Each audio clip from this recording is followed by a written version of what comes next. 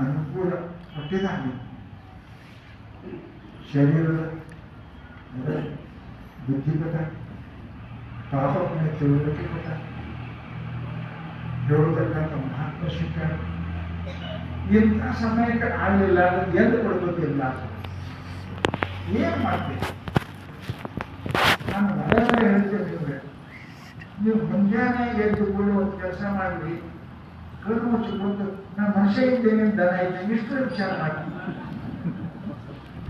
ಹೇಳೋದು. ಈ ಮಹಾಮನುಷ್ಯ ಎದ್ದು ಕೂಡ ನಾನು ಮನುಷ್ಯ ಇದ್ದೇನೆ, ಒಂದು ದನಂಗಿದ್ದೇನೆ, ಎರಡು ಮನುಷ್ಯ ಕೆಲಸ ಇಷ್ಟು ವಿಚಾರ ಮಾಡಕ್ಕೆ ಬರೋದು. ಪ್ರತಿ ವಿಷಯ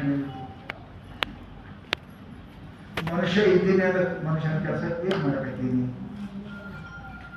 ಅಥವಾ ಮನುಷ್ಯನಾಗಿ ದನ ಕೆಲಸ ಮಾಡಕತ್ತೀನಿ,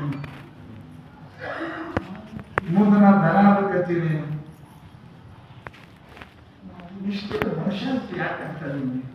ಯಾಕೆ ಕರೆಯೋದು ಮನುಷ್ಯ ಅಂತ? ನೀ ವಿಚಾರ ನಿಮ್ಮ ಮನಸ್ಸ ಒಳಗಿರುವ ಅಂತರಾತ್ಮ, ಮನದೊಳಗೆ ಶಿವತಾನೆ ಮನೆ ಮಾಡಿಕೊಂಡು ಏನು ನೀವು ನೀವು ಕುಂಡ್ರಿ ಮುಂಜಾನೆ ನಿಮ್ಮ ಮನುಷ್ಯ ಹೇಳಪ್ಪ ನೀ ಅಲ್ಲಪ್ಪ ತಪ್ಪ ಮಾಡ್ತೀವಿ, ನಿಮ್ಮ ಮನುಷ್ಯ ಅಲ್ಲಪ್ಪ, ನಿಮ್ಮ ಮನಸ್ಸು ಹೇಳ್ತದ. ಮನಸ್ಸುಗಳ ಮಹಾದೇವಲ್ಲ. ಇಷ್ಟು ಮಾಡಲಿಲ್ಲ ಅಂದ್ರೆ ನಮ್ಮ ಮನುಷ್ಯರಿಗೆ ಏನು ಆದಂಗೆ